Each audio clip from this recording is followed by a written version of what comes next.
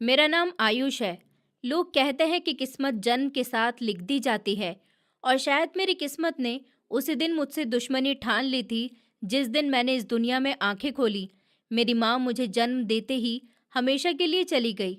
एक नन्ही जान के सिर से ममता का साया उठ जाना आसान नहीं होता, मगर मेरे माँ बाप ने उस दर्द को मेरी कमजोरी नहीं बनने दिया। मुझे क्या पता था कि एक रात सब कुछ बदल देने वाली है। कमरे में घुप अंधेरा था। खिड़की के बाहर मूसलाधार बारिश जोरों से बरस रही थी, जैसे आसमान भी किसी अनहोनी की गवाही दे रहा हो। वो एक खौफनाक रात थी जिसने मेरी जिंदगी का रुख हमेशा के लिए बदल दिया। उसी वक्त मैं घर के दरवाजे पर खड़ा अपने पापा का इंतजार कर रहा था, बिल्कुल बेखबर कि वो अब कभी लौटकर नहीं आएंगे। मेरी माँ मुझे जन्म देते ही इस दुनिया से हमेशा के लिए चली गई थी। एक नन्ही सी जान के लिए माँ का साया सर से उठ जाना बहुत मुश्किल होता है। मेरे माँ बाप ने उस मुश्किल को मेरी जिंदगी का रोग नहीं बनने दिया। मेरे पापा का नाम अमन था, जो एक सरकारी विभाग में ऊंची पोस्ट पर थे। लोग कहते हैं कि एक मर्द के लिए अकेले बच्चे को पालना नामुमकिन होता है, खास तौर पर जब नौकरी भी करता हो। और मेरे पापा नामुमकिन को मुमकिन कर दिखा गए। मुझे याद है जब मैं थोड़ा होश संभालने लगा था तो सब रिश्तेदार, खास तौर पर मेरे कविन चाचा को, एक बार दादी ने पापा का हाथ पकड़कर बड़े प्यार से कहा था कि अमन बेटा, तू कब तक ऐसे अकेले आयुष को पालेगा? आयुष को माँ की ज़रूरत है। तू दूसरी शादी कर ले। ये बच्चा कैसे पालेगा? पापा ने मुझे अपनी गोद में उठाया, मेरे माथे को चूम लिया और मुस्कुराते हुए दादी से बोले, माँ जी, अगर दूसरी आने वाली ने मेरे बेटे आयुष को वो प्यार नहीं दिया तो मैं क्या करूँगा जिसका वो हकदार है? मेरा बेटा मेरी पूरी दुनिया है। मैं इसको सौतेली माँ के रहमो करम पर नहीं छोड़ सकता हूँ।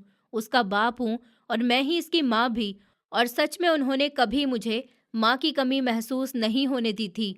वो सुबह सवेरे उठते, मुझे तैयार करते, नाश्ता करवाते और अपने साथ ऑफिस ले जाते। उनके ऑफिस में एक छोटा सा कमरा था जहाँ पर मेरे खिलौने भी रखे हुए होते। वो फाइल निपटाते और बीच बीच में आकर मेरे साथ खेलते भी। मैं 4 साल की उम्र तक दुनिया की सबसे सेफ जगह अपने पापा के ऑफिस को समझता था। फिर जब मैंने स्कूल जाना शुरू किया तो हमारा रूटीन बदल गया। वो मुझे खुद स्कूल छोड़ने जाते और वापसी पर भी गेट पर खड़े हुए मिलते। घर आकर वो मेरे लिए खाना बनाते, मेरी एक एक बात को पूरा करते। मुझे महंगे से स्कूल में एडमिशन भी करवाया। मेरे कपड़े, मेरे जूते, मेरा बैग, हर चीज़ बेहतरीन होती थी। मैंने कभी ये सवाल ही नहीं किया कि मेरी माँ कहाँ है, क्योंकि पापा के प्यार ने मेरे दिल में कभी कोई कमी पैदा ही नहीं होने दी। मैं 8 साल का था जब मुझे दुनिया की चीज़ों की समझ आने लगी। पापा मुझे अक्सर खरीदारी के लिए साथ ले जाते। वो मुझे हर चीज़ की कीमत बताते थे, ये सिखाते कि कौन सी चीज़ अच्छी है और कौन सी खराब है। हमारी ज़िंदगी बहुत ही अच्छी गुजर रही थी। ऐसा लगता था कि जैसे हम दोनों बाप बेटे की एक अलग ही दुनिया है, जिसमें दुख का कोई हिस्सा ही नहीं। एक दिन हम बाजार में थे कि पापा को पैसों की ज़रूरत पड़ी। वो मुझे लेकर एक एटीएम मशीन के केबिन में दाखिल हुए और मैं हैरत से उस मशीन को देख रहा था जिसमें बटन लगे हुए थे। पापा ने अपनी जेब से एक कार्ड को निकाला और मशीन के अंदर डाल दिया। उन्होंने मुड़कर मेरी तरफ देखा और मुस्कुराते हुए बोले कि आयुष बेटा देखो, ये एक जादुई कार्ड है। जब भी हमें पैसों की ज़रूरत होती है तो हम इस मशीन में डालते हैं और पैसे बाहर आ जाते हैं। तो मैंने मासूमियत से आंखें फाड़ कर पूछा, पापा, क्या ये मशीन सबको पैसे देती है? पापा ने हंसते हुए मेरे सर पर हाथ फेरा और संजीदगी से समझाने की कोशिश करने लगे कि नहीं बेटा, ये मशीन सिर्फ तब पैसे देती है जब हम इसको एक सीक्रेट कोड बताते हैं। उसको पिन कोड कहते हैं। और अगर ये कोड गलत हो जाए तो फिर मशीन भी नाराज हो जाती है और कार्ड वापस नहीं करती। फिर पापा ने मुझे गोद में उठाया ताकि मैं पिन कोड देख सकूं। उन्होंने मेरे कान में हल्की आवाज में कहा कि देखो, मैं तुम्हें अपना कोड बताता हूँ। ये हम दोनों का राज है, कभी किसी और को नहीं बताना। उन्होंने मेरी नन्ही सी उंगली पकड़कर 4 अंकों का कोड दबाया। मशीन से आवाज निकली और पैसे बाहर आ गए। मैं खुशी से ताली बजाने लगा। मुझे उस वक्त अंदाजा ही नहीं था कि ये छोटा सा सबक और वो 4 अंकों का कोड मेरी जिंदगी में आगे चलकर कितना ज्यादा जरूरी किरदार निभाने वाला है। पापा शायद जानते थे कि जमाना बहुत जालिम है, इसलिए वो मुझे वक्त से पहले ही समझदार बना रहे थे। उस दिन भी मैं खुशी खुशी स्कूल गया। पापा ने मुझे स्कूल के गेट पर उतारा और उन्होंने गाड़ी का शीशा नीचे किया और मुझे हाथ हिलाकर बाय कहा। उनके चेहरे पर वही प्यारी सी मुस्कुराहट थी जो मेरा दिन खुशी से भर देती थी। अपना ख्याल रखना आयुष, मैं शाम को जल्दी आ जाऊंगा। आज हम तुम्हारी पसंद का खाना भी खाने चलेंगे। उनकी इस बात पर मैंने जोश से सर हिला दिया था और स्कूल के अंदर भाग गया। मैं नहीं जानता था कि ये मेरे पापा के साथ मेरी आखिरी मुलाकात है। मैं नहीं जानता था कि वो हाथ जो मुझे बाय कह रहा है अब कभी भी मेरे सर पर हाथ नहीं रख सकेगा। स्कूल से छुट्टी हुई तो मैं गेट पर खड़ा हुआ इंतजार कर रहा था। हमेशा वक्त से पहले पहुंचने वाले पापा आज मौजूद ही नहीं है। बारिश तेज हो गई थी। बाकी बच्चे अपने मम्मी पापा के साथ जा रहे थे और मैं अकेला खड़ा हुआ बारिश की बूंदों को देख रहा था। अचानक से एक पुलिस की जीप और एक एम्बुलेंस स्कूल के गेट पर आकर रुक गई।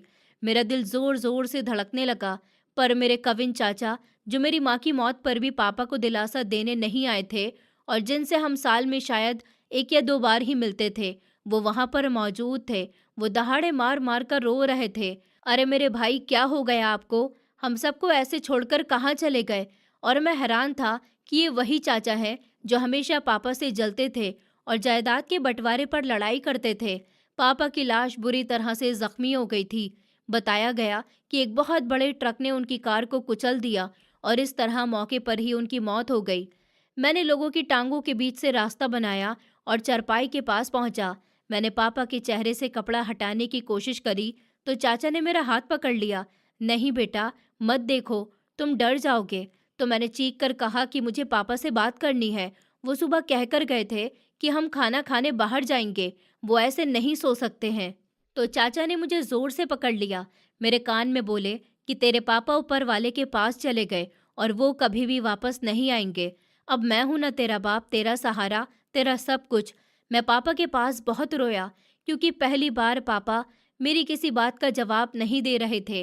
वो खामोश लेटे हुए थे, हमेशा के लिए खामोश। मुझे नहीं पता था कि उनकी मौत कोई हादसा नहीं थी, बल्कि एक गहरी साजिश थी। पापा के अंतिम संस्कार के बाद कविन चाचा और चाची, साथ में उनके 2 बेटे, हमारे ही घर में आकर बस गए थे। कुछ दिन तो रिश्तेदारों का आना जाना लगा रहा तो सब कुछ ठीक रहा था, पर जैसे ही लोग अपने अपने घरों को लौट गए, मुझ पर जुल्म की रात छा गई। वो घर जो मेरा था, जहाँ का मैं शहजादा और मालिक था, वहाँ पर मेरी हैसियत एक नौकर से भी ज्यादा बुरी हो गई। पापा के कमरे पर चाचा ने कब्जा कर लिया और मुझे स्टोर रूम जैसे एक छोटे से कमरे में शिफ्ट कर दिया। एक दोपहर की बात है, जब मुझे बहुत ज्यादा भूख लग रही थी तो मैं किचन में गया जहाँ पर चाची खाना पका रही थी। तब मैंने उनसे डरते डरते कहा कि चाची, मुझे भूख लग रही है, कुछ खाना दे दीजिए। उसी पल चाची ने हाथ में पकड़ा हुआ चम्मच जोर से भगोने पर मारा और गुस्से से मेरी तरफ मुड़ गई। बड़ा आया, भूख लगी है, सारा दिन तो बस ठूसने को चाहिए इस मनहूस को। तेरी माँ तुझे पैदा करते ही मर गई और बाप को भी तूने ही खाया है। जब देखो मुंह उठाकर खाना मांगने के लिए आ जाता है। मैंने उनसे सिसकते हुए कहा, पर पापा तो मुझे वक्त पर खाना खिलाते थे। ये सुनते ही चाची के तन बदन में आग लग गई। वो तेजी से आगे बढ़ी और मेरा कान जोर से मरोड़ दिया। मेरी चीख निकल गई। खबरदार, जो मरे हुए इंसान का नाम लिया, वो अब मर गया है, राख हो गया। अब वो यहाँ पर रोटी खिलाने नहीं आएगा। रोटी खानी है तो काम करना पड़ेगा। जाओ, जाकर बर्तन धो, तब मिलेगी तुम्हें रोटी। फिर मैं रोता हुआ सिंक की तरफ चला गया। मेरे नन्हे से हाथों से वो बड़े बड़े भगोने और बर्तन नहीं संभल रहे थे, पर पेट की आग बुझाने के लिए मैंने जैसे तैसे करके बर्तन धो दिए। उस रात मुझे रोटी मिली, जिसको खाकर मैं अपने कमरे में जाकर पापा की फोटो से लिपटकर बहुत ज्यादा रोया था। इस तरह ही दिन हफ्तों में और हफ्ते महीनों में बदलने लगे। कविन चाचा ने पापा की सब जायदाद और बैंक बैलेंस के कागजात पर जाली अंगूठे और साइन करवाकर सब कुछ अपने नाम करवा लिया था और मुझे स्कूल से हटा दिया गया, क्योंकि चाचा का कहना था कि इतने महंगे स्कूल का खर्चा वो नहीं उठा सकते, उनके लिए ये भारी है। हालांकि वो मेरे ही पापा के पैसों पर ऐश कर रहे थे। उनके अपने नालायक बेटे उसी महंगे स्कूल में जाने लगे और मैं घर का छोटा मोटा सा काम करने लगा था। कभी कभी चाचा मुझे पास बिठाते और बहुत अजीब सी नज़रों से घूरते हुए कहते कि आयुष, तेरे पापा ने बहुत माल कमाया था, पता नहीं उसको कहाँ पर छुपा कर रखा है। उन्होंने कभी तुझे किसी लॉकर या फिर सीक्रेट जगह के बारे में बताया था क्या? और मैं खामोश रहता। मुझे पापा की एटीएम वाली बात अच्छे से याद थी, पर मैंने कभी भी जुबान नहीं खोली थी। मेरे दिल में एक अनजाना सा डर था कि अगर मैंने वो बात बता दी तो शायद ये लोग मुझे जान से मार देंगे और वो सारे पैसे भी हड़प लेंगे। वैसे भी पापा ने मुझसे कहा था कि ये हमारा राज है और मैं इस राज का हिस्सा था। अब ठंड भी शुरू हो गई थी, पर मेरे पास पहनने को गर्म कपड़े ही नहीं थे। मेरे अपने महंगे और अच्छे कपड़े अब चाचा के बेटों के जिस्म पर नजर आते थे और मैं पुराने फटे हुए कपड़ों में ठिठर रहा होता। एक रात ठंड बहुत ज्यादा थी, दांत कपकपा रहे थे। मैं पापा के पुराने कमरे में छुपकर घुस गया ताकि वहां से कोई ना कोई गर्म कपड़ा ले लूं और खुद को सुकून दे सकूं। फिर अलमारी खोली तो सामने पापा का पुराना सा कंबल पड़ा हुआ था, जिसको वो हमेशा अपने साथ में रखते थे। वो कहते थे कि ये उनको उनकी माँ ने दिया था। घर में हर तरह की सहूलत होने के बावजूद भी पापा को सुकून उस कंबल में ही मिलता था। मैंने वो कंबल सीने से लगा लिया तो मुझे पापा की खुशबू आई। ऐसा लगा कि जैसे पापा ने मुझे अपने गले से लगा लिया हो। मैं वहीं जमीन पर वो कंबल ओढ़कर लेट गया। काफी टाइम के बाद मुझे किसी के होने का एहसास हुआ था। मैं अभी सोने की कोशिश ही कर रहा था कि अचानक से दरवाजा खुला और कविन चाचा अंदर आ गए। उनकी आंखों में अजीब सा डर था। उन्होंने मुझे पापा के कंबल में लिपटा हुआ देखा तो उनके चेहरे पर एक जालिम सी मुस्कुराहट आ गई। तो शहजादे साहब, आप यहाँ पर आराम कर रहे हैं? उठो, चलो मेरे साथ। मैं हड़बड़ाकर उठ बैठा। कहाँ पर? तो चाचा ने मेरे कंधे पर हाथ रखा, जो बाहर से तो प्यार से भरा था, लेकिन उसकी गिरफ्त बहुत ही सख्त थी। तुझे तेरे बाप से मिलाने ले जाऊं? क्या पता वहां पर तेरे बाप को तुझसे कोई बात करनी हो और शायद वो कुछ बता दे कि उन्होंने बाकी दौलत कहाँ पर छुपाई है। मैंने चाचा की तरफ देखा। एक बच्चे के लिए अपने बाप के बारे में यह बात सुनना कितने सुकून की हो सकती थी। क्या वो सच में बात करेंगे? हाँ हाँ, क्यों नहीं, चलो तो सही। चाचा ने वही पुराना कंबल मेरे पास अच्छी तरह से लिपटा लिया और मुझे गोद में उठा लिया। मैं बहुत खुश था कि चाचा मुझे शमशान घाट लेकर जा रहे हैं, जहां पापा का अंतिम संस्कार हुआ था। पर मैं नहीं जानता था कि ये सफ़र मुझे पापा की याद की जगह एक ऐसी जगह ले जाएगा जहां से वापसी का रास्ता भी बहुत मुश्किल था। चाचा मुझे लेकर बाहर निकले तो बारिश अभी भी हो रही थी। गाड़ी में बैठते हुए मैंने सोचा कि शायद आज मेरी प्रार्थना सुनी गई है, पर मुझे क्या खबर थी कि आज की रात मेरी जिंदगी की सबसे भयानक रात होने वाली है। गाड़ी के वाइपर तेजी से चल रहे थे, पर बाहर होती मूसलाधार बारिश की वजह से कुछ भी साफ दिखाई नहीं दे रहा था। मैं पिछली सीट पर बैठा हुआ पापा के इस पुराने से कंबल में सिमटा हुआ कांप रहा था। गाड़ी के अंदर एक अजीब सी घुटन थी, शायद इसलिए कि शायद कवीन चाचा लगातार खामोश थे और बार बार पीछे देखने वाले शीशे से मुझे घूर रहे थे। उनकी नज़र में एक ऐसा डर था जिसको मैं उस वक्त समझ ही नहीं पाया था। मैंने डरते डरते अपनी नन्ही सी आवाज़ में पूछा कि चाचा, शमशान घाट बहुत दूर है क्या? इतनी रात गए, वहां पर जाने से हमें डर तो नहीं लगेगा? तब चाचा ने मुझे बिना पीछे मुड़े सख्त लहजे में जवाब दिया, चुप करके बैठो, ज्यादा सवाल मत करो। हम शमशान घाट नहीं जा रहे, हम ऐसी जगह पर जा रहे हैं जहां तुम्हारे पापा तुम्हारा इंतजार कर रहे हैं। ये सुनकर मेरे दिल में खुशी की एक लहर दौड़ गई। पापा मेरा इंतजार कर रहे हैं, इसका मतलब वो जिंदा है। मैंने जोश से कंबल को अपने सीने से और ज्यादा खींच लिया था। शायद चाचा मुझे सरप्राइज देना चाहते थे। मैंने खिड़की से बाहर अंधेरे में झांकने की कोशिश करी, पर बारिश की बूंदें और गाड़ी की रफ्तार ने सब कुछ धुंधला कर दिया। कुछ देर के बाद गाड़ी सुनसान से इलाके में दाखिल हुई। यहाँ पर स्ट्रीट लाइट भी कम थी और जो थी वो हल्की जल रही थी। फिर गाड़ी पुरानी इमारत के सामने आकर रुक गई। उस इमारत के लोहे का बड़ा सा गेट बंद था और उसके ऊपर एक हल्की सी रोशनी का बल्ब जल रहा था। चाचा ने गाड़ी का इंजन बंद नहीं किया, बल्कि वो वहीं पर बैठे बैठे मुझे हुक्म देने लगे कि नीचे उतरो, जल्दी। और मैं हैरान हुआ, यहाँ पर? लेकिन चाचा, यहाँ तो कोई भी नहीं है। क्या पापा अंदर हैं? तो चाचा ने गुस्से से दरवाज़ा खोला, बाहर निकले और पिछला दरवाज़ा खोलकर मुझे बाजू से पकड़कर बाहर खींच लिया। बारिश का ठंडा पानी सीधा मेरे मुंह पर लगा। मैंने ठंड से सिकुड़ते हुए कंबल अपने सर पर डाल लिया। चाचा मुझे उस बड़े से गेट के सामने बने हुए एक छोटे से छज्जे तक लेकर गए, जो बारिश से थोड़ा सा बचा हुआ था। उन्होंने मुझे वहां पर बिठाया और मेरी आंखों में आंखें डालकर बोले कि यहाँ पर बैठो, यहाँ से हिलना मत, मैं गाड़ी पार्क करके आता हूँ, फिर हम अंदर जाएंगे। अंदर ही हैं तुम्हारे पापा। और उस लम्हे भी मैंने मासूमियत से सर हिला दिया। ठीक है चाचा जी, मैं यहीं पर बैठा हूँ, आप जल्दी आइएगा।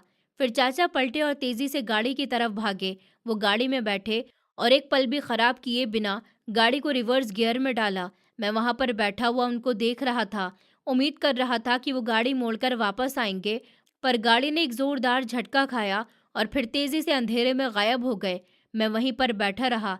1 मिनट गुजरा, 2 मिनट से 10 मिनट गुजर गए। बारिश की तेजी बढ़ती ही जा रही थी। मेरे आसपास सन्नाटा था, सिर्फ बादलों की गरज और बारिश के गिरने की आवाज थी। मुझे अचानक से डर लगने लगा। चाचा, मैंने कांपती हुई आवाज में उनको पुकारा, लेकिन फिर कोई जवाब नहीं आया। चाचा, आप कहाँ पर है? इस बार मैंने थोड़ा सा जोर से आवाज लगाई। मेरी आवाज उस वीरान सड़क पर गूंजती रह गई। मुझे यकीन नहीं आ रहा था कि वो मुझे छोड़कर चले गए। शायद गाड़ी खराब हो गई है, या शायद वो रास्ता भूल गए। मैं अपने दिल को तसल्ली देने लगा था। मैंने अपने घुटनों के पास बाजू लपेट लिए और सर घुटनों में रख लिया। इंतजार की ये घड़ियां कितनी ज्यादा लंबी थी, मुझे अंदाजा ही नहीं था। मेरी आंखें भारी होने लगी और थकान और ठंड की वजह से मैं वहीं गेट के साथ टेक लगाए हुए सो गया। अचानक से मेरे जिस्म में ठंड की एक तेज लहर दौड़ गई, जिसने मुझे झंझोड़ कर रख दिया था। मेरी आंख खुली तो बारिश रुक गई थी, पर ठंडी ठंडी हवाएं चल रही थी। मेरे दांत बज रहे थे। मैं हड़बड़ाकर उठ बैठा। चारों तरफ गहरा अंधेरा था। मुझे फौरन से याद आया कि मैं चाचा के साथ ही यहाँ पर आया था। मैंने इधर उधर देखा, पर ना वहाँ कोई गाड़ी थी और ना ही चाचा। मेरा दिल जोर जोर से धड़कने लगा। एक अनजाने से डर ने मुझे जकड़ लिया। वो मुझे पापा के पास लाने वाले थे, पर ये तो कोई वीरान और अजनबी सी जगह थी।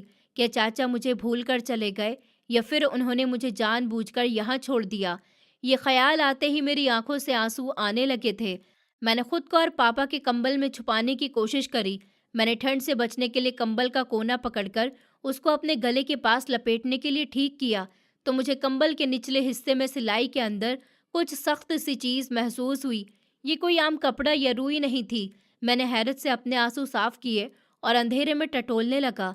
वो चीज सख्त और प्लास्टिक जैसी ही थी। मेरे अंदर अब बेचैनी जागी। मैंने कंबल के उस कोने को अपनी छोटी उंगलियों से उधेड़ना शुरू कर दिया। उसके धागे पुराने हो गए थे, इसलिए वो आसानी से टूट गए। मैंने हाथ अंदर डाला और वो चीज बाहर निकाली। स्ट्रीट लाइट की हल्की सी रोशनी में मैंने देखा कि एक नीले रंग का कार्ड था। उसके ऊपर सुनहरे शब्दों में लिखा हुआ था।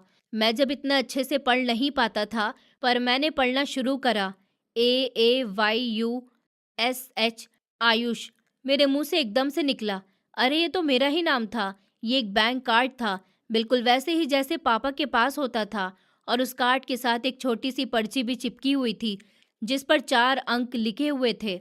मेरा दिमाग तेजी से घूमने लगा। मुझे वो दिन याद आया जब पापा मुझे एटीएम लेकर गए थे और उन्होंने कहा था कि ये 4 अंकों का कोड हमारा राज है। मैंने पर्ची पर लिखे हुए नंबर पढ़े तो ये वही नंबर थे। मेरे नन्हे से दिमाग में ये बात बैठ गई कि कार्ड पापा ने मेरे लिए ही रखा था, पर वो कंबल के अंदर क्यों था? क्या पापा को पता था कि मेरे साथ कुछ बुरा होने वाला है? अभी मैं इन सब में ही खोया हुआ था कि अचानक से मेरे पीछे मौजूद लोहे का भारी गेट चरचराहट के साथ खुल गया। मैं डर की वजह से उछल पड़ा और कार्ड जल्दी से अपनी जेब में छुपा लिया। तभी वहां गेट से एक अधेड़ उम्र आदमी बाहर निकला, जिसके हाथ में टॉर्च थी। उसने टॉर्च की रोशनी सीधी मेरे चेहरे के ऊपर डाली। मैंने अपनी आंखों के आगे हाथ रख लिया। कौन है वहां पर? इतनी रात गए यहाँ पर क्या कर रहे हो? उस आदमी की आवाज में सख्ती थी, पर लहजा नरम था। मैं सहमी हुई आवाज में बोला कि मैं आयुष हूँ, मैं अपने चाचा का इंतजार कर रहा हूँ। वो आदमी पास आया और मेरे सामने झुक गया। उसने मेरे भीगे हुए कपड़े और मेरे पास लिपटा हुआ पुराना सा कंबल देखा। उसकी आंखों में हमदर्दी आ गई। बेटा, यहाँ पर अब कोई चाचा नहीं आने वाले। तुम्हें यहाँ पर कब से बैठाया हुआ है? मैंने रोते हुए कहा कि बहुत देर हो गई। वो कह रहे थे कि गाड़ी पार्क करके आ रहे हैं। मेरी बातें सुनकर वो आदमी सब कुछ समझ गया। उसने अफसोस से मेरा हाथ पकड़ लिया। मेरे साथ अंदर आ जाओ बेटा, बाहर मत रहो। बाहर बहुत ठंड है। ये अनाथ आश्रम है। यहाँ उन बच्चों को रखा जाता है जिनका कोई घर नहीं होता, कोई अपना नहीं होता। तो मैंने अपना हाथ छुड़ाने की कोशिश करी, पर मेरा घर तो है। मेरे पापा ने बहुत प्यारा घर बनाया है। मैं कोई लावारिस नहीं हूँ। मेरे चाचा बस अभी आते ही होंगे। उन्होंने ठंडी आह भरी और नरमी से बोले कि तुम्हारे चाचा तुम्हें यहाँ पर छोड़ कर गए हैं आयुष। वो अब वापस नहीं आएंगे। अगर उनको वापस आना ही होता तो वो तुम्हें बारिश में ऐसे बाहर नहीं बैठाते। चलो अंदर चलो। उस बात ने मेरे दिल में एक गहरी तकलीफ ला दी। वो वापस नहीं आएंगे, ये बात मेरे दिमाग में उतर गई और खामोशी से उसके साथ मैं अंदर चला गया। अंदर एक बड़ा सा हॉल था, जहाँ बहुत से बच्चे ज़मीन पर सो रहे थे। मुझे भी एक कोने में जगह दे दी गई। मैं सारी रात जागता रहा। मेरी मुट्ठी में वो कार्ड दबा हुआ था जो अब मेरी आखिरी उम्मीद था। अगली सुबह जब सूरज निकला तो अनाथ आश्रम का मंजर बहुत साफ था। वहाँ पर बहुत से बच्चे थे, कुछ खेल रहे थे तो कुछ रो रहे थे।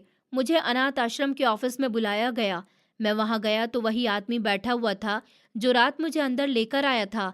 वो उस अनाथ आश्रम के हेड थे जिनको सब बच्चे सरजी कहते थे। उन्होंने मुझे कुर्सी पर बिठाया और प्यार से पूछा कि बेटा सच सच बताओ, तुम्हें यहाँ कौन छोड़ कर गया और तुम्हारे मम्मी पापा कहाँ हैं? तब मैंने कुछ लम्हे खामोश रहने के बाद अपनी जेब से वो बैंक का कार्ड और पर्ची निकालकर उनके सामने मेज पर रख दी। सरजी ने हैरत से उस कार्ड को उठाया और उसको उलट पलट कर देखा। ये क्या है? ये तुम्हें कहाँ से मिला? मैंने रोनेहाई आवाज में कहा कि ये मेरे पापा का है। उन्होंने ये कंबल में छुपाकर रखा हुआ था। उस पर मेरा नाम लिखा है और ये जो पर्ची है इसका कोड है। पापा कहते थे कि इस मशीन से पैसे निकलते हैं। सरजी हैरान रह गए। उन्होंने कार्ड पर मेरा नाम पढ़ा और फिर पर्ची को देखा। वो कुछ देर गहरी सोच में डूबे रहे, फिर मुस्कुराकर बोले कि तुम्हारे पापा बहुत समझदार इंसान लगते हैं। शायद उनको पता था कि उनके जाने के बाद उनके बेटे के साथ क्या सुलूक होगा। ये तुम्हारा है बेटा, अगर इसमें कुछ भी पैसे हुए तो वो सिर्फ तुम्हारे ही होंगे। मैंने उम्मीद भरी नज़रों से उनको देखा। क्या हम देख सकते हैं कि इसमें कितने पैसे हैं? मैं इन पैसों से अपने घर पर वापस जाना चाहता हूँ। मैं वो घर चाचा से वापस लेना चाहता हूँ। तो सरजी ने सर हाँ में हिलाया। हाँ, हम देख सकते हैं, चलो मेरे साथ। वो मुझे लेकर करीब के बाजार में मौजूद एक एटीएम मशीन पर लेकर गए। रास्ते में मेरा दिल जोर जोर से धड़क रहा था। क्या सच में उसमें पैसे होंगे? ये चाचा ने जैसे घर और गाड़ी हथिया ली वैसे ही बैंक के पैसे भी निकाल लिए होंगे। पर ये कार्ड तो छुपा हुआ था। फिर हम मशीन के सामने पहुंचे।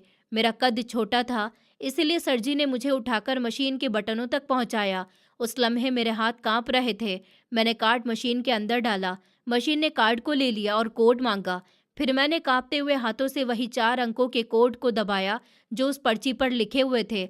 मैंने आंखें बंद करके प्रार्थना की कि ऐ ऊपर वाले मदद करना, और मशीन में बीप की आवाज़ निकली और स्क्रीन में कोई इंटरफेस खुल गया।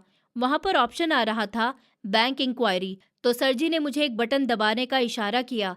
मैंने उस बटन को दबाया और कुछ सेकंड के इंतजार के बाद स्क्रीन पर कुछ अंक दिखे। सरजी की आंखें हैरत से फैल गईं। मैं अगर चाहे छोटा था, पर इकाई, दहाई, सैकड़ा का हिसाब स्कूल में सीख चुका था। उस पर नजर आने वाली रकम हजारों या लाखों में नहीं थी, बल्कि उससे भी कहीं ज्यादा थी। सरजी ने एकदम से मेरे सर पर हाथ रखा और जज्बाती लहजे में बोले कि ऊपर वाले तेरा शुक्र है। आयुष बेटा, तुम जानते हो कि ये कितने पैसे हैं? तुम्हारे पापा ने तुम्हारे लिए एक पूरी दुनिया छोड़ दी है। वो तुम्हारे साथ तो नहीं, लेकिन उन्होंने तुम्हारा सहारा बनने का इंतजाम पहले ही कर दिया था। मेरे होश उड़ने लगे। एटीएम में बहुत से पैसे थे। मैंने वहां से कुछ 1000 रुपए निकलवाए। मशीन से नोट निकलते देखकर मुझे पापा की बहुत याद आ गई कि ये जादुई कार्ड है। एटीएम मशीन की स्क्रीन पर चमकते उन अंकों ने मेरी जिंदगी का रुख मोड़ दिया था। मैंने कांपते हुए हाथों से पैसे निकाले और उनको अपनी जेब में रख लिया। मेरा दिल एक अजीब से सुकून और ताकत से भर गया था। फिर अनाथ आश्रम वापसी का सफर खामोशी में निकला, पर यह खामोशी अब डर की नहीं बल्कि अब एक नए मोड़ की थी। जब हम अनाथ आश्रम वापस पहुंचे तो सरजी मुझे सीधा अपने ऑफिस में लेकर गए। उन्होंने दरवाज़ा बंद किया और मेरे सामने बैठ गए। उनके चेहरे पर संजीदगी थी। उन्होंने हल्के लहजे में कहा कि आयुष बेटा, ये दौलत तुम्हारी है, पर याद रखना, जिस सांप ने तुम्हारे पापा को डसा है वो अभी भी मौजूद है। अगर तुम्हारे चाचा को खबर हो गई कि अमन साहब ने तुम्हारे नाम इतनी बड़ी रकम भी छोड़ी है तो वो तुम्हारी जान के दुश्मन बन जाएंगे। हमें इस राज को राज ही रखना होगा। मेरी उम्र कम थी, पर हालात ने मुझे वक्त से पहले ही बड़ा कर दिया था। सर जी, मैं ये सिर्फ पैसे अपने लिए नहीं बल्कि हम सबके लिए खर्च करना चाहता हूँ। मैं नहीं चाहता कि यहाँ पर कोई भी बच्चा ठंड से ठिठरे या फिर भूखा सोए। सरजी की आंखों में नमी उतरने लगी। उन्होंने आगे बढ़कर मेरे माथे को चूम लिया। तुम बिल्कुल अपने पापा पर गए हो। बेफिक्र रहो, मैं तुम्हारा राज अपने तक ही रखूंगा और तुम्हारा ख्याल भी। उस दिन के बाद अनाथ आश्रम का नक्शा ही बदलने लगा था। सरजी ने बड़ी होशियारी से काम लिया। वो थोड़ा थोड़ा पैसा निकलवाते और अनाथ आश्रम की ज़रूरत को पूरा करते। किसी को कानो कान खबर ही नहीं हुई कि ये मदद कहाँ से आ रही है। बच्चों के लिए नए गद्दे आए, गर्म कंबल का इंतज़ाम हुआ और सबसे बढ़कर हमारे लिए बेहतर ट्यूटर का बंदोबस्त किया गया। मैंने पैसों से अपनी पढ़ाई पर बहुत ज़्यादा ध्यान देने का फैसला किया। मैं जानता था कि ये सिर्फ दौलत मुझे मेरे खोई हुई जगह वापस नहीं दिला सकती। मुझे ताकत चाहिए थी और वो ताकत मुझे पढ़ाई और कानून से मिलती। इस तरह ही दिन महीनों में और महीने साल में बदलते चले गए। मैं अनाथ आश्रम के बच्चों के साथ बड़ा होने लगा। हम सब एक ही फैमिली की तरह रहते थे। मैं उनका बड़ा भाई बन गया था और उनकी छोटी छोटी ख्वाहिशें पूरी करके मुझे बहुत सुकून मिलता, वो मैं बता ही नहीं सकता। कभी कभी मैं रात को छत पर जाकर बैठता और आसमान की तरफ देखकर पापा से बातें करता। पापा, आप देख रहे हैं ना, मैं उन सब का ख्याल रख रहा हूँ जैसे आप मेरा रखते थे। दूसरी तरफ उस शहर से कविन चाचा की खबर उड़ती हुई हम तक पहुंचती। सुना था कि उन्होंने पापा की जायदाद बेचकर शहर के महंगे इलाके में एक बड़ा सा बंगला खरीद लिया।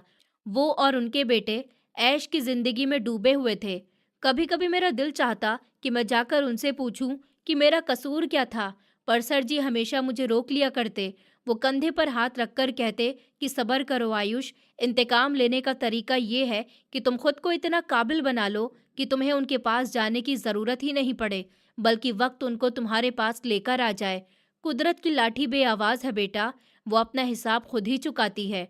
मैंने उनकी बात को गांठ बांध दिया था। मैंने दिन रात एक कर दिया। स्कूल में हमेशा फर्स्ट आता, कॉलेज में टॉप भी किया और फिर यूनिवर्सिटी में एडमिशन लिया। मेरी हर कामयाबी के पीछे मेरे पापा की वो कमाई और सर जी की परवरिश थी। मैंने कानून की डिग्री हासिल कर ली, पर मेरा मकसद वकील बनना नहीं, मेरा मकसद तो कुछ और था।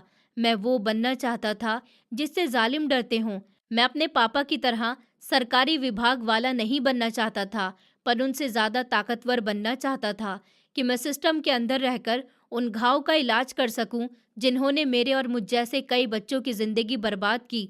मैंने यूपीएससी की तैयारी शुरू कर दी। ये मेरी ज़िंदगी का सबसे मुश्किल दौर था। मैं दिन में अनाथ आश्रम का इंतज़ाम संभालता, छोटे बच्चों को पढ़ाता और रात फिर से जागकर अपनी किताबों में खोया रहता। मेरी आंखें लाल रहती, सर में दर्द रहता, पर मैंने आराम को खुद पर हावी नहीं होने दिया। फिर इम्तिहान के दिन करीब आए। मैंने अपनी पूरी जान लगा दी थी। इसके बाद इंटरव्यू का स्टेप शुरू हुआ। वहाँ सामने बैठते हुए मुझे पापा याद आए। उन्होंने हमेशा सच का साथ दिया था। इंटरव्यू लेने वाले ऑफिसर ने मुझसे पूछा कि आयुष, आप पुलिस ऑफिसर ही क्यों बनना चाहते हैं? तुम्हारे पास तो और भी बहुत से रास्ते हैं। तो मैंने कॉन्फिडेंस से भरे लहजे में जवाब दिया कि सर, मैंने बचपन में देखा है कि जब कानून कमज़ोर पड़ता है तो अनाथों के सर से छत छीन ली जाती है। मैं वो दीवार बनना चाहता हूँ जिससे टकराकर जुल्म का तूफान वापस मुड़ जाए। मेरे पापा एक ईमानदार आदमी थे। मैं उनका अधूरा मिशन पूरा करना चाहता हूँ।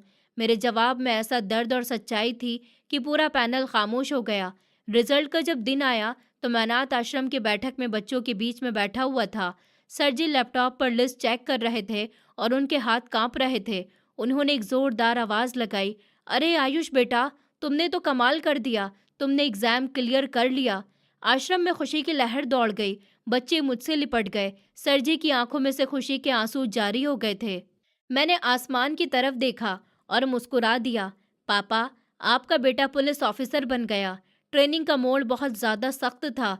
मेरे गुजरे हुए वक्त की सख्तियों के सामने ये कुछ भी नहीं थे। मैंने हर मुश्किल पर खुद को साबित किया।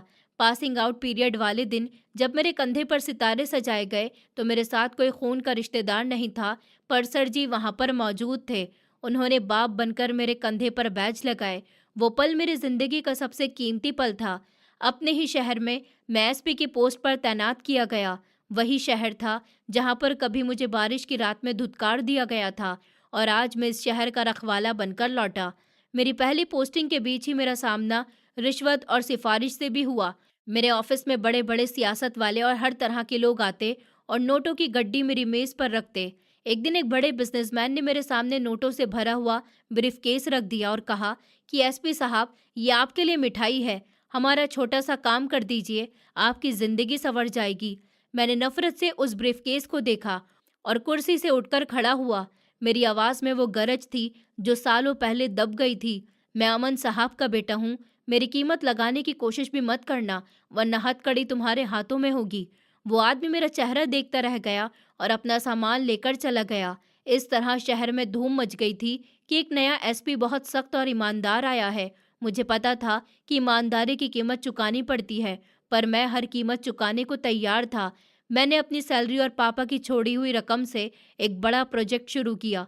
मैंने उस अनाथ आश्रम को एक बहुत अच्छे स्कूल और हॉस्टल में बदल दिया। वहाँ पर हर वो सहूलत दी जो मुझे बचपन में नहीं मिली थी। मैं अक्सर वर्दी में वहाँ पर जाता और बच्चों के साथ वक्त गुजारता। अब मेरी उम्र 28 साल हो गई थी। मैं एक कामयाब, ताकतवर और इज्जतदार आदमी बन गया था। पर एक तकलीफ थी जो अभी भी बाकी थी।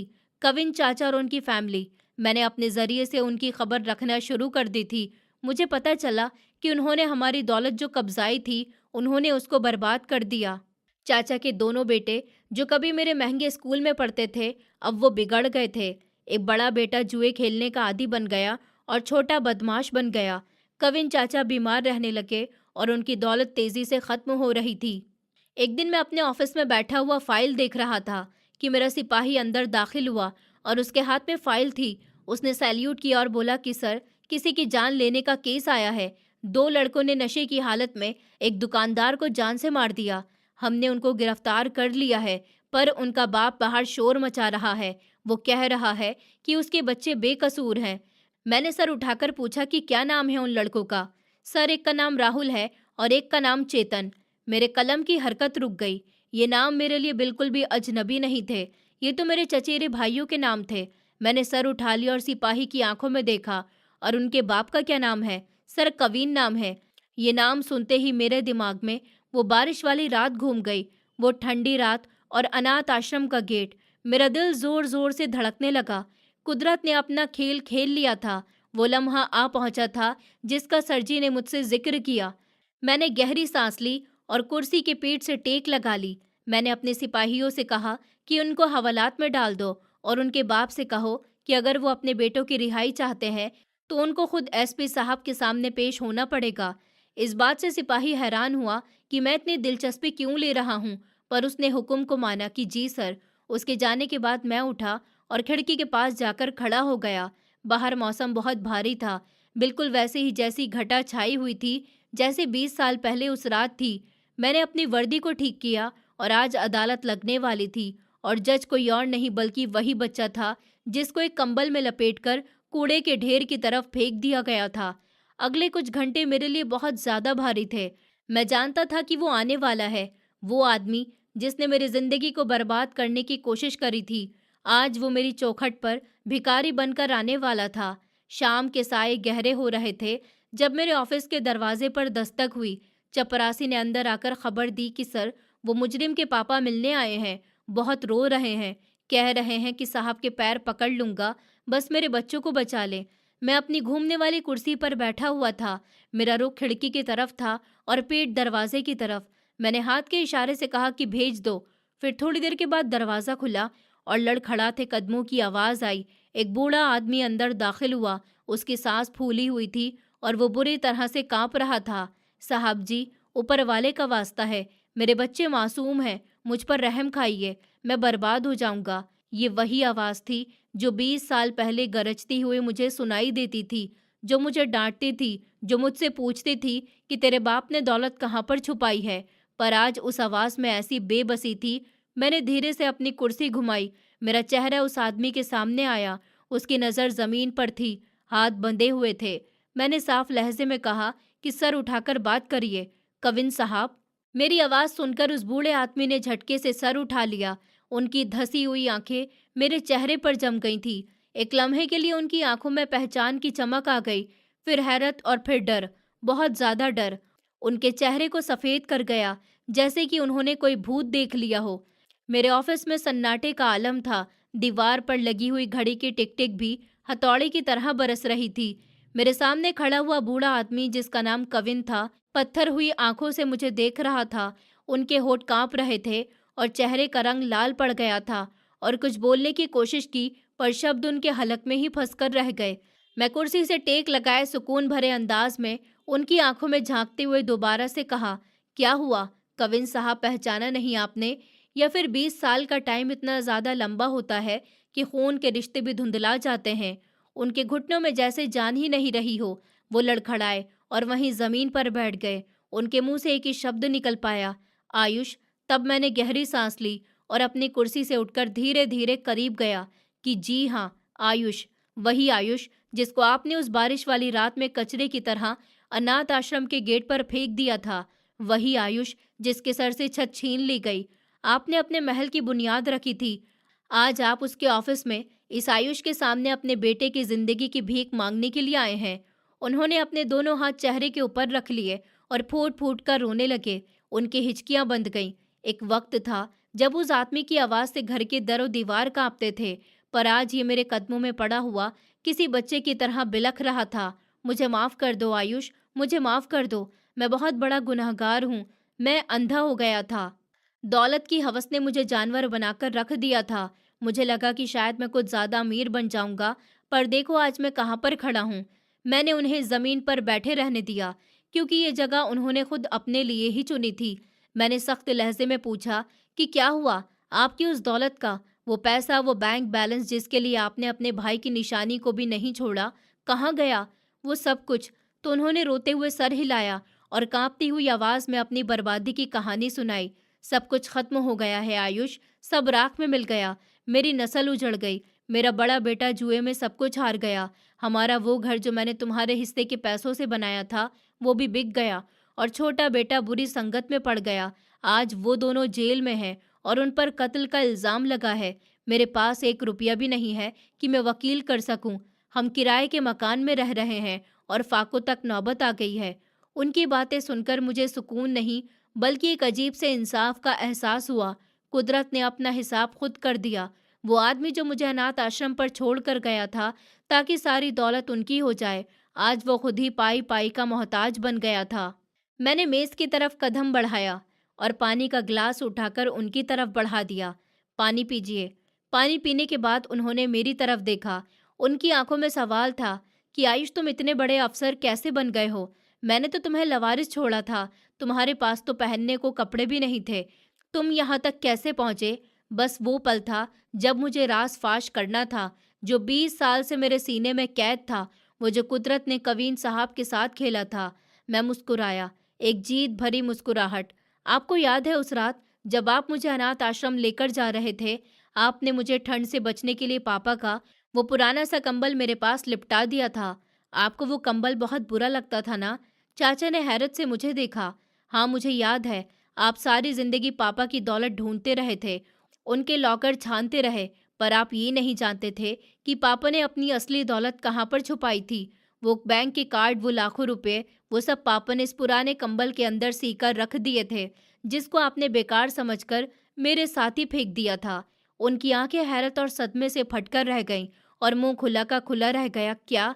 जी हाँ चाचा जी, दौलत के लिए आपने अनाथ भतीजे को घर से निकाला। वो दौलत आपने अपने ही हाथों से उस भतीजे को दे दी थी। उसी दौलत से मैंने पढ़ाई की, इस दौलत से मैं अफसर बन गया और इस दौलत से मैंने आज इस अनाथ आश्रम को एक महल जैसा बना दिया। आपने मुझे मिट्टी में मिलाना चाहा था, पर आपने मुझे खजाने पर बैठा दिया। चाचा के चेहरे पर जो पछतावा था वो देखने लायक था। वो अपने हाथों को देख रहे थे जैसे कि उनको काट खाना चाहते हों। वो दौलत हाथ में नहीं थी और उन्होंने जहालत और नफरत में उसको खुद से दूर कर दिया। ये उनके लिए मौत से भी बुरी सजा थी। वो दोबारा से मेरे कदमों की तरफ झुके और मेरे जूते को पकड़ लिया। आयुष, मैं तबाह बर्बाद हो गया। मैं लुट गया हूँ। मेरी बुरी नीयत ने मुझे आज मार डाला, पर मेरे बच्चे मासूम तो नहीं है। वो तुम्हारे भाई हैं। ऊपर वाले के लिए उनको बचा लो। वो जेल में मर जाएंगे, लोग उनको मार देंगे। मैं तुम्हारे आगे हाथ जोड़ता हूँ। मेरे अंदर का इंसान जाग उठा। मेरा दिल दुखने लगा और साथ ही गुस्से से भी फट रहा था। वो सब मंजर मेरी आंखों के सामने घूम गए जब मैं छोटा सा था और ये मुझे धुतकारते थे। पर फिर मुझे पापा की परवरिश याद आई। मुझे सर जी के वो शब्द याद आ गए कि इंतकाम का सही तरीका ये है कि तुम वो नहीं बनो जो वो हैं। अगर मैं आज उनको खाली हाथ वापस भेज देता तो मुझ में और चाचा में क्या ही फर्क रह जाता। मैं अमन साहब का बेटा आयुष था। मैं इतना छोटा तो नहीं हो सकता था। जब चाचा मेरे कदमों में गिरकर बिलख रहे थे तो मेरी परवरिश ने ये सब गवारा नहीं किया। मैंने आगे बढ़कर सिसकते हुए उनको बाजू से पकड़कर उठा लिया। वो अभी फूट फूट कर रो रहे थे। उनका जिस्म किसी सूखे हुए पत्ते की तरह कांप रहा था। मैंने उनको कुर्सी पर बिठाया और अपनी कुर्सी की तरफ वापस गया। मैंने फ़ोन उठाया और शहर के सबसे बड़े वकील का नंबर मिलाया। हेलो, मैं एसपी आयुष बात कर रहा हूँ। एक केस है, कत्ल का इल्ज़ाम है 2 लड़कों पर, राहुल और चेतन। जी हाँ, मैं चाहता हूँ कि आप उनका केस लड़ें और उनकी ज़मानत का बंदोबस्त करें। फ़ीस की फ़िक्र नहीं करिए, वो मैं पर्सनल तौर पर खुद दूँगा। चाचा बेयकीनी से मुझे देख रहे थे कि जिस भतीजे को उन्होंने बर्बाद किया, वही आज उनके बच्चों को बचा रहा है। फ़ोन रखने के बाद मैंने दराज से चेकबुक निकालकर रकम का चेक काटकर उनके सामने रख दिया। ये कुछ पैसे हैं, इससे अपना इलाज करवाइए और घर का राशन डलवा लो। वकील अदालत पहुंच रहा है, वो आपके बेटों की जमानत भी करवा देगा। उनकी आंखों से आंसू रुकने का नाम ही नहीं ले रहे थे। उन्होंने कांपती हुई आवाज में कहा कि आयुष, तुम इतने अच्छे क्यों हो? मैंने तुम्हारे साथ क्या कुछ नहीं किया? तुमने मुझे जेल में क्यों नहीं डाला? तुमने बदला क्यों नहीं लिया? मैंने खिड़की की तरफ खुद का रुख मोड़ लिया, जहां पर बारिश शुरू हो गई थी। बिल्कुल वैसी ही बारिश जैसे कि 20 साल पहले हो रही थी। बदला कमज़ोर लोग लेते हैं और मैं कमज़ोर नहीं हूँ। मैंने ये सब इसलिए नहीं किया कि मुझे आपसे प्यार है या मैं वो सब कुछ भूल गया हूँ। मैंने ये सब कुछ इसलिए किया क्योंकि ये मेरे पापा की परवरिश है। उन्होंने मुझे सिखाया था कि आगे गिरने वालों को ठोकर नहीं मारते, बल्कि हाथ देकर उठाते हैं। वो उठकर खड़े हुए। उन्होंने आगे बढ़कर मेरे सर पर हाथ रखना चाहा, मुझे अपने गले से लगाना चाहा। वो शायद समझ रहे थे कि इस मदद के बाद सब कुछ ठीक हो जाएगा, रिश्ते भी जुड़ जाएंगे और फिर से वो मेरे चाचा जी बन जाएंगे। पर मैंने फौरन से कदम पीछे हटा लिए और अपना हाथ रोकने के लिए उठाया। मेरे चेहरे पर अब नरमी नहीं, बल्कि एक फैसला, भारी संजीदगी थी। वो सवाल भरी नज़रों से मुझे देखने लगे। मैंने आपकी मदद की, आपके बेटे को बचाया, आपको खर्चा भी दिया और वादा करता हूँ कि हर महीने आपके घर पर पहुँचाता रहूँगा। आपको कभी किसी के आगे हाथ फैलाने की ज़रूरत नहीं पड़ेगी। पर मैंने उनकी आंखों में आंखें डालकर अपनी बात पूरी की। पर मुझसे किसी रिश्ते की उम्मीद मत रखिएगा। ना मैं आपका भतीजा हूँ और ना ही आप मेरे चाचा हैं। हमारा रिश्ता ख़त्म हो गया जब आपने गाड़ी का दरवाज़ा बंद किया था और पीछे मुड़कर भी नहीं देखा था। चाचा ने तड़पकर कहा कि आयुष बेटा, ऐसा मत कहो, मैं सुधर गया हूँ, मुझे एक मौका तो दो, हम सब मिलकर रहेंगे। मैंने सर नामे हिलाया। मेरे लहजे में अब वो फैसला था जिसको दुनिया की कोई ताकत नहीं बदल सकती। नहीं कविन साहब, शीशा टूट जाए तो जुड़ सकता है, पर उसमें दरार हमेशा रहती है। और यहाँ तो कांच ही नहीं बचा, सिर्फ किरचियाँ ही किरचियाँ हैं। मैं आपका सहारा बन सकता हूँ, पर आपका अपना नहीं बन सकता। वो सर झुकाकर खामोश हो गए। अब उनको समझ आ गई थी कि वो क्या खो चुके हैं। वो दौलत जो शायद उनको दोबारा से मिल जाए, पर वो इज्जत और अपनापन जो उन्होंने खो दी थी, वो अब कभी भी वापस नहीं आ सकती। वो हल्के कदमों से दरवाजे की तरफ बढ़े। दरवाजे पर पहुंचकर और मुड़कर नम आंखों से मुझे देखा और फिर वो सर झुकाकर बाहर निकल गए। उनके जाने के बाद मैं काफी देर तक खिड़की से बाहर बरसती बारिश को देखता रहा। मेरा दिल आज बहुत ज्यादा हल्का था। मैंने अपना बोझ उतार लिया था। आज मुझे अनाथ आश्रम जाना था। वहां पर सरजी और बच्चे मेरा इंतजार कर रहे थे। मैंने अपनी टोपी उठाई, सर पर रखी और ऑफिस से बाहर निकल गया। बाहर मेरी सरकारी गाड़ी खड़ी हुई थी। मैं गाड़ी में बैठा और ड्राइवर को अनाथ आश्रम चलने का कहा। रास्ते में बारिश और तेज हो गई थी। मैंने शीशे से बाहर देखा। सड़कें वीरान थी, पर मेरा मन रोशन हो रहा था। मैं जानता था कि चाचा उनके बेटे अब कभी भी मेरे रास्ते में नहीं आएंगे। मैंने उनकी ज़रूरत पूरी करके उनका मुंह हमेशा के लिए बंद कर दिया। ये एहसान नहीं था, ये मेरी जीत थी। जब अनाथ आश्रम में कभी मैं रोता हुआ बैठा करता था, आज वहां पर मेरे नाम की प्लेट लगी हुई थी, आयुष फाउंडेशन। सर जी बरामदे में खड़े हुए मुस्कुरा रहे थे। मैं गाड़ी से उतरा और दौड़कर उनके गले से लग गया। सर जी, ये सब तुमने कर दिखाया। बेटे, मुझे पता था तुमने आज अपने बाप की आत्मा को खुश कर दिया। तुमने साबित कर दिया कि इंसान बड़ा दौलत से नहीं होता। मैंने आसमान की तरफ देखा। बादल अब छट रहे थे और उनके पीछे से चांद झांक रहा था। मुझे ऐसा लगा कि जैसे पापा मुझे देखकर मुस्कुरा रहे हों। उनकी वो बात मेरे कानों में गूंज रही थी कि ये पिन कोड हमारा राज है। हाँ, वो राज ही मेरी ताकत बन गया था। मैंने दिल ही दिल में फैसला किया कि कविन चाचा को हर महीने रकम तो भेजूंगा, पर कभी उनके घर पर नहीं जाऊंगा। क्योंकि सच तो ये है कि जो रिश्ते बारिश की रात में छोड़ जाएं, वो दौलत की धूल में वापस नहीं लिए जाते। मेरी दुनिया अभी अनाथ बच्चे और सरजी ही है, और यही मेरा असली परिवार बन गया था। दोस्तों, उम्मीद करती हूँ आपको हमारी कहानी पसंद आई होगी।